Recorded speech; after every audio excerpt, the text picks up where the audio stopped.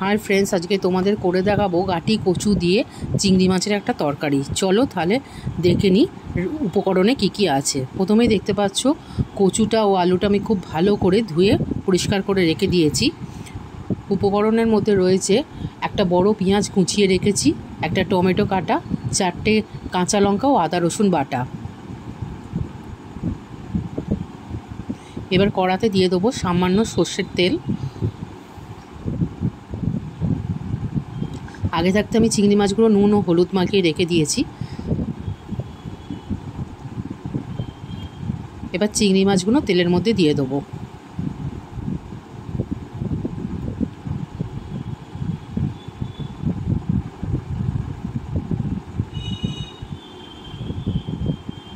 চিংড়ি মাছ খুব বেশি কড়া করে ভাজার দরকার নেই, কারণ শক্ত হয়ে যেতে পারে। সেই জন্য অল্প করে ভেজে নিয়ে এবার চিংড়ি মাছগুলো তুলে নেব।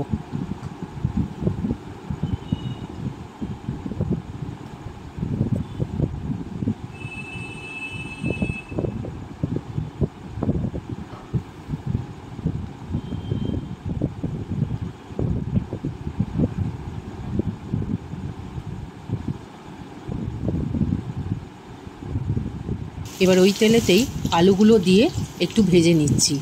তার মধ্যে একটু হলুদ গুঁড়ো দিয়ে দেবো যাতে আলুর রঙটা ভালো আসে।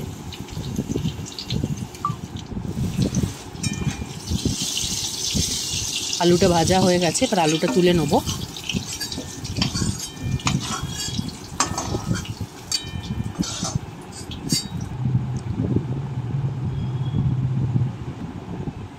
একইভাবে কচুটাও আমরা ভেজে নেব।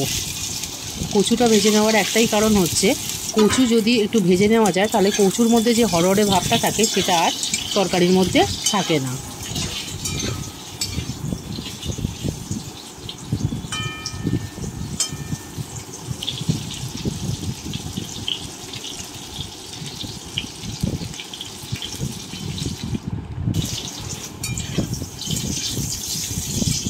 কচুটা ভাজা হয়ে গেছে, এবার কচুটা তুলে নেব।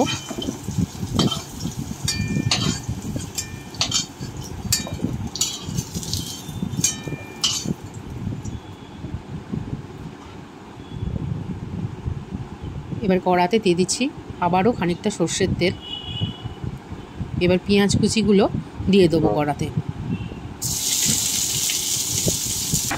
এখানে আমি একটা বড় সাইজের পেঁয়াজ কুচিয়ে রেখেছি। ভালো করে একটু নাড়াচাড়া করে নেবো পেঁয়াজটা। এরপর দিয়ে দিচ্ছি একটা কেটে রাখা টমেটো।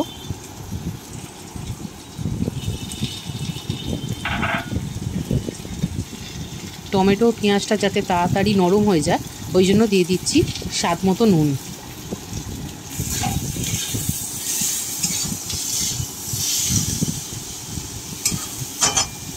দিয়ে ভালো করে নেড়ে নিচ্ছি।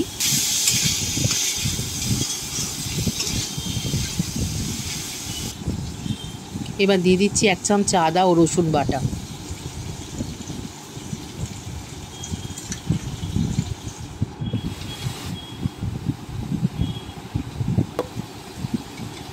দিয়ে দিচ্ছি পরিমাণ মতো হলুদ গুঁড়ো,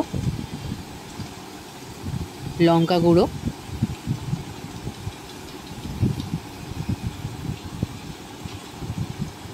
ও রঙের জন্য দিয়ে দিচ্ছি কাশ্মীরি লঙ্কা গুঁড়ো। এটা তোমরা দিতেও পারো, নাও দিতে পারো। দিয়ে ভালো করে মশলাটা কষিয়ে নিচ্ছি।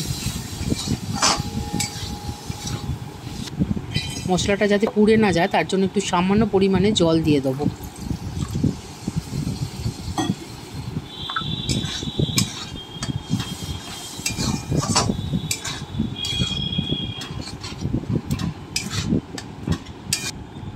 ভালো করে মশলাটা নেড়ে নিয়েছি, দেখতে পাচ্ছ মশলা থেকে তেল ছেড়ে দিয়েছে।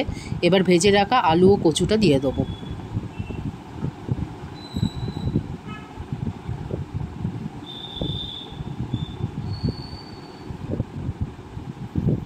আলু ও কচুটা দিয়ে মশলাটা ভালো করে কষিয়ে নিচ্ছি।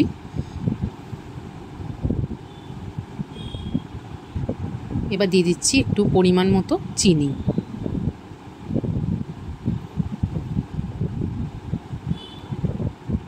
চিনিটা ভালো করে কচু ও আলুর সাথে মিশিয়ে নিচ্ছি।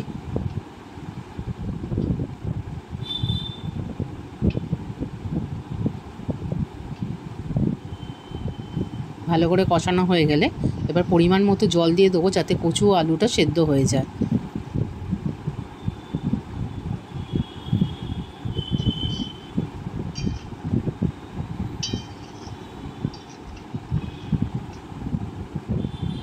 এবার কচু ও আলুটা সেদ্ধ হতে দেবো, একটা ঢাকা দিয়ে দেবো ওপরে।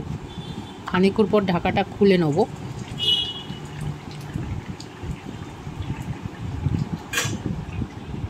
দেখতে পাচ্ছ কচু ও আলু ভালো মতো ফুটছে। এবার ওপর থেকে চিংড়ি মাছ ভাজাটা দিয়ে দেবো ও দিয়ে দেবো 4টে চেরা কাঁচা লঙ্কা।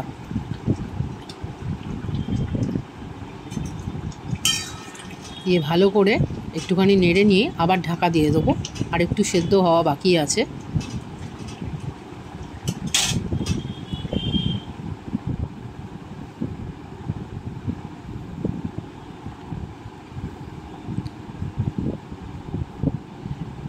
এবার দেখতে পাচ্ছ কচু আলুটা একদম ভালো মতোই সেদ্ধ হয়ে গেছে। আমরা একটু খুন্তির সাহায্যে দেখে নেব।